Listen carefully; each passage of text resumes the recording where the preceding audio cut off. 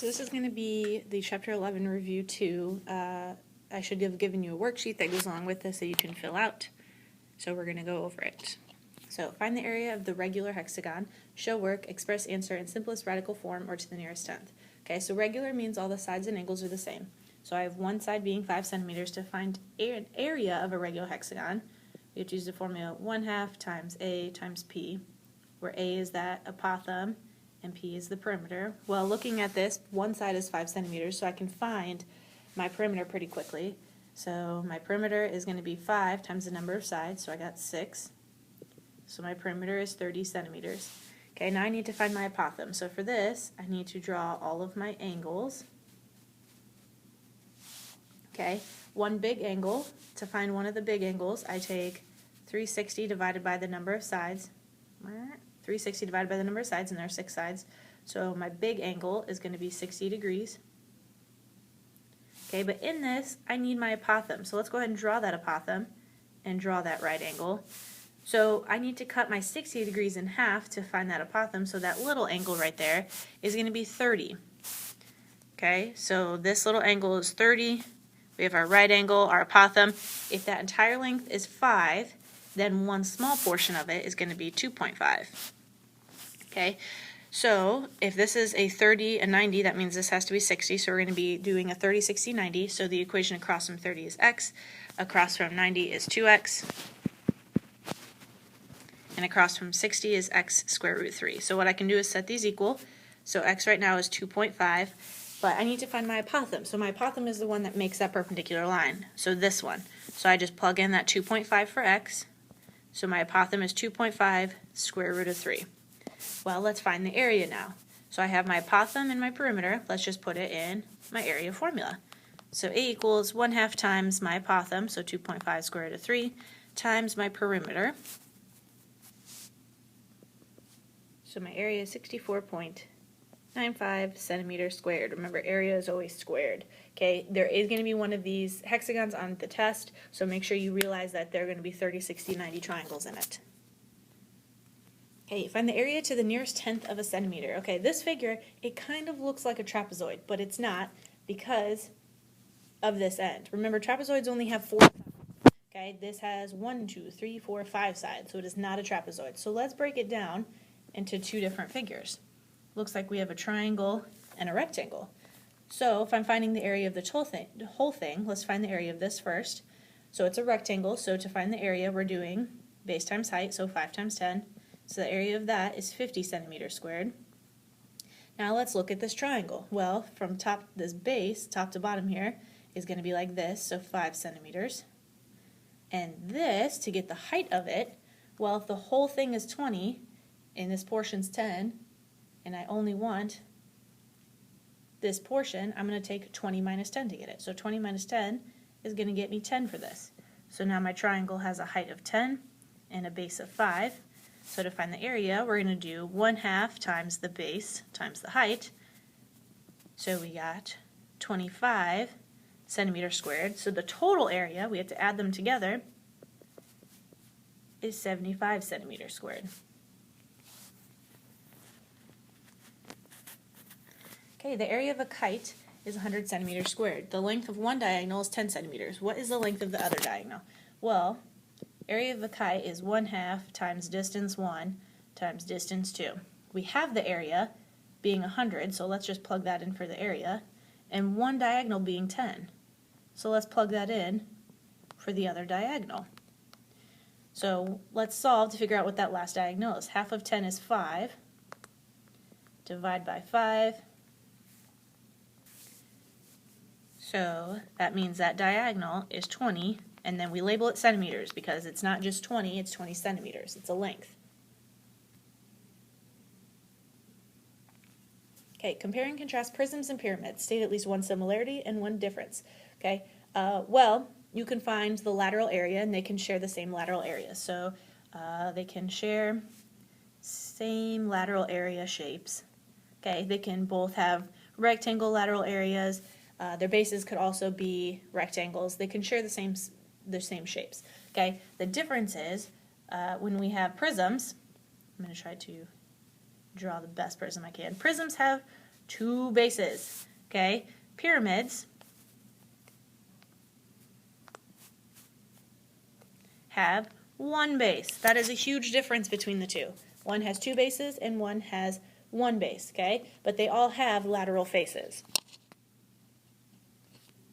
Okay, find the lateral area, surface area, and volume of the figure. So first let's find the lateral area, so the area of all the sides. So I'm going to be looking at this front triangle here.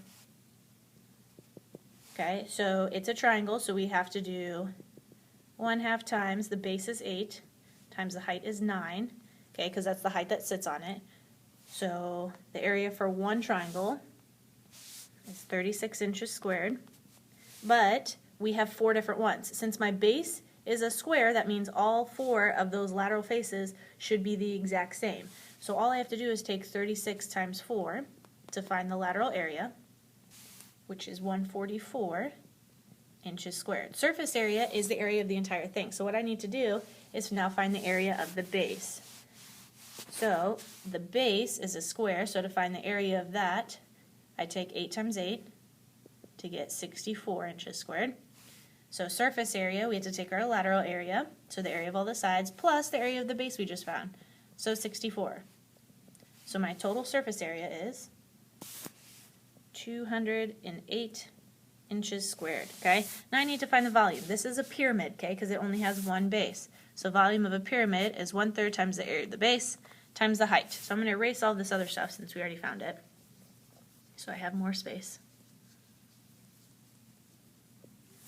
So V equals 1/3 times base times height. Okay, so remember, B stands for area of the base. We can look at the area of the base. We already found that. It was 64 inches squared, so we're good with that. So V equals 1/3 times 64 times the height of the entire figure.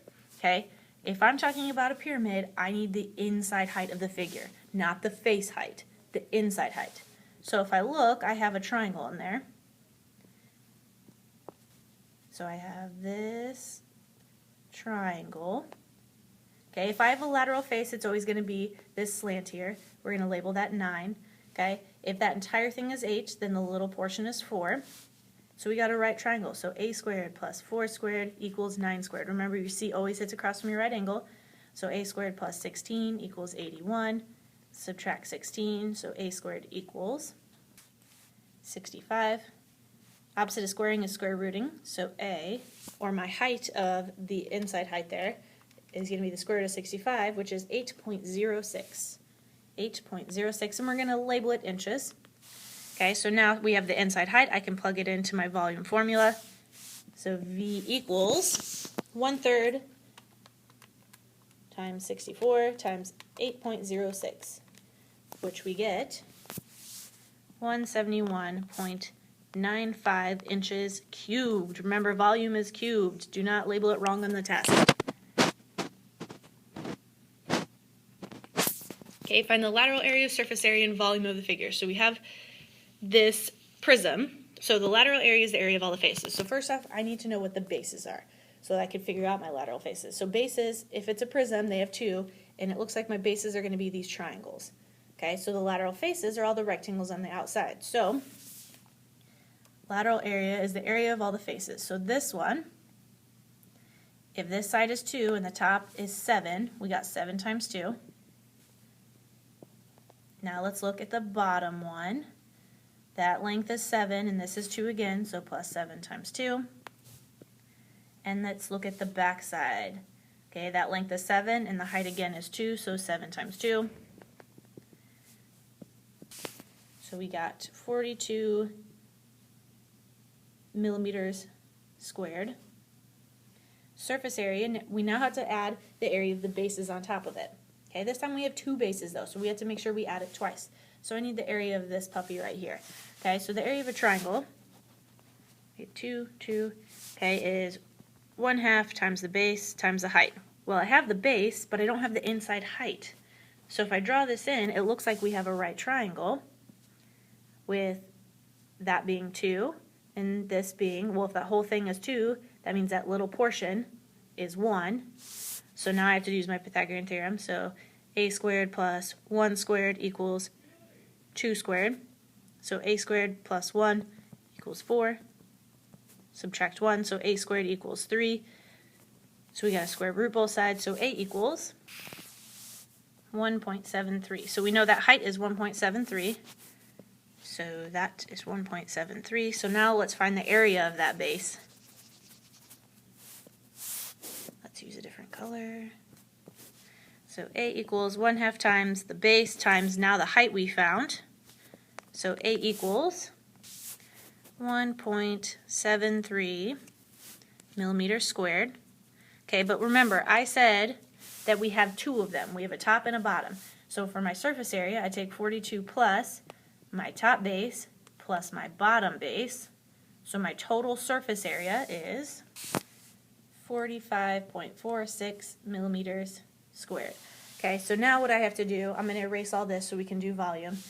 Volume is, this time it's a prism because it only has one base. So all we're doing for volume this time is V equals the area of the base times the height.